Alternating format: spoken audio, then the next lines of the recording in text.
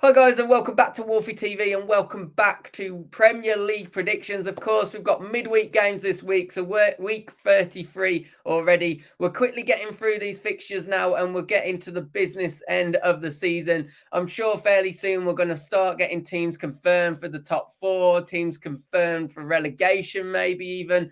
But there's still a lot of battles to be had and there's some huge fixtures in this midweek fixtures. So why don't we dive straight into them and go ahead and look at the first one, which is Wolves versus Crystal Palace. As always, guys, every Wolves fixture and now I cover in a full match preview. So that will be out tomorrow at 5 p.m. So we're going to jump into Aston Villa, who take on Fulham. And this is going to be a really interesting game because Villa continuing their good form. Of course, it was only a draw against Brentford at the weekend. But Fulham have they sort of dropped off a little bit, but they've responded with two back-to-back wins over consecutive weeks. And they've got that little bit of a bounce back now. It's going to be a real interesting one because they do need a big end to the season if they're going to make the European places. This could go either way, in all honesty, but the one thing that I would probably give the advantage to Aston Villa, purely just because they're at home. Villa Park is not an easy place to go at the moment, especially with a Villa team that are full of confidence, and I do fancy them to get a win. I am going to go for 2-0 to Aston Villa in this fixture. Let's move on to what is a huge, huge fixture. And both these teams will be starting the game week outside of the relegation, but of course, very, very narrowly. And whichever one of these gets the win, it will do a huge amount for just purely their chances of survival. Of course, Leicester already responded at the weekend, getting a win against Wolves. Leeds, on the other hand, looking a little bit more in disarray, but what they do have is the advantage, the home advantage at Ellen Road, and I think that will give them a little bit of confidence. Leicester did look good in attack on Saturday, but one thing they did seem to lack is the defensive stability. And if Wolves had been a little bit more clinical, then maybe we could have got another goal or two.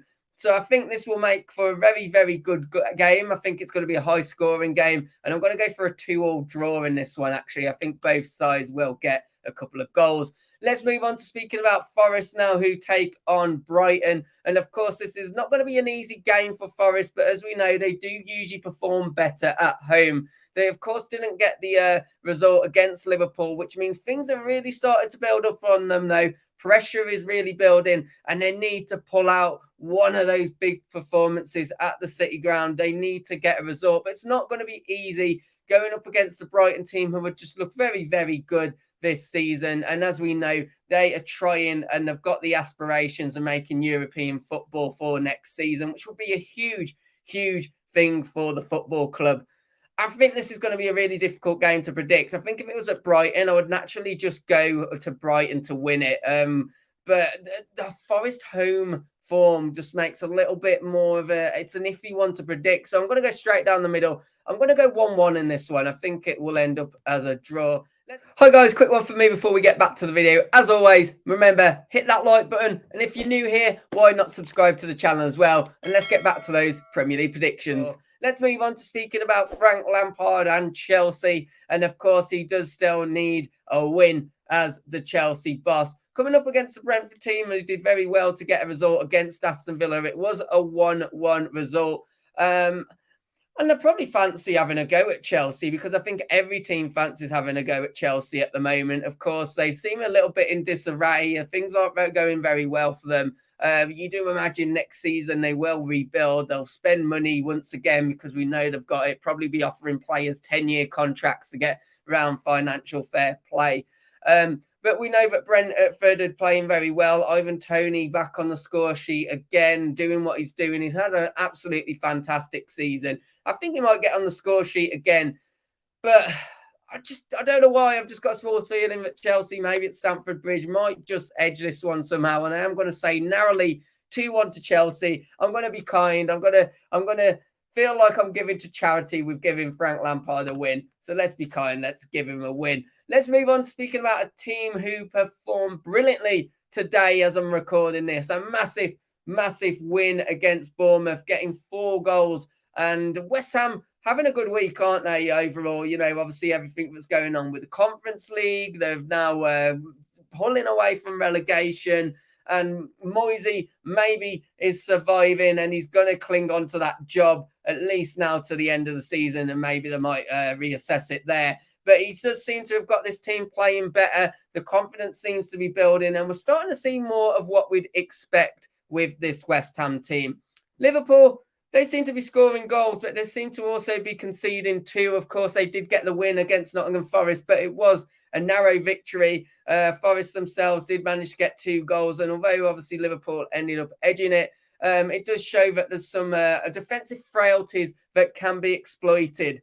I think for that reason, that's going to make this game a really narrow game, and it's going to go. I don't think there's going to be much between it at all. I am going to go. Do you know what? I'm going to go a draw. I'm going to go a draw on this one. I'm actually going to say 1-1. I fancy this to end as a draw. I've got a funny feeling that West Ham will get something out of this.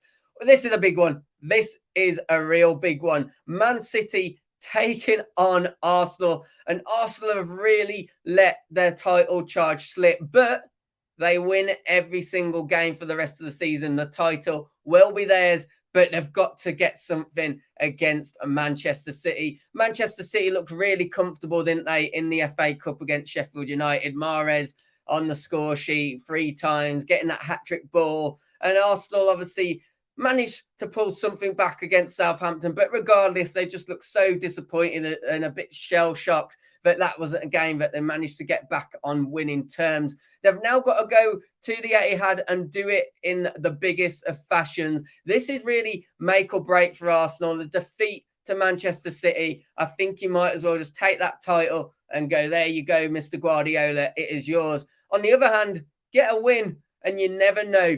Things can change, and it's all then in Arsenal's hands. They, as I say, them go on to win the rest. The title will be theirs.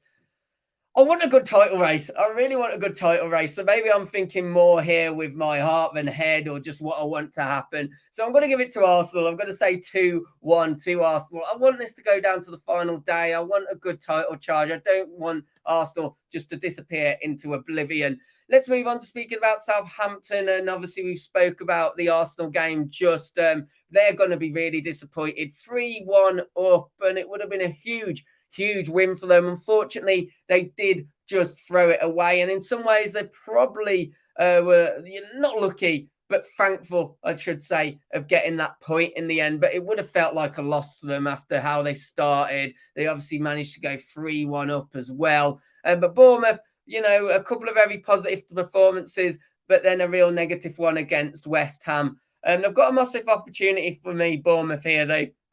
If they could get on the score, if they can win this game, you really do then think that Bournemouth will push on and pretty much be clear of relegation. Having said that, flip side, Southampton gets something, a big win that they desperately need. That could be huge for their chances in the last few games of getting some, at least a chance of survival. And does it then start to pull Bournemouth back in with back-to-back losses potentially? So this is a really big game at the bottom. There's a couple in this games week. And I think a win would be massive for both of them, but I've just got a funny feeling it's going to result in a draw. So I'm going to go 1-1. Probably a little bit of a boring result, but I've got to be honest with what I think is going to happen. Everton are at home. I'm trying to find positives for Everton because that is probably the only one. They are coming up against the Newcastle team, which, oh my. Well, we'll talk about Spurs later on, but Newcastle absolutely looking electric as they go for the Champions League places. They look dominant. They're doing something that Everton aren't really doing, and that's scoring. Managing to score 6 today. I'm recording this video just after that.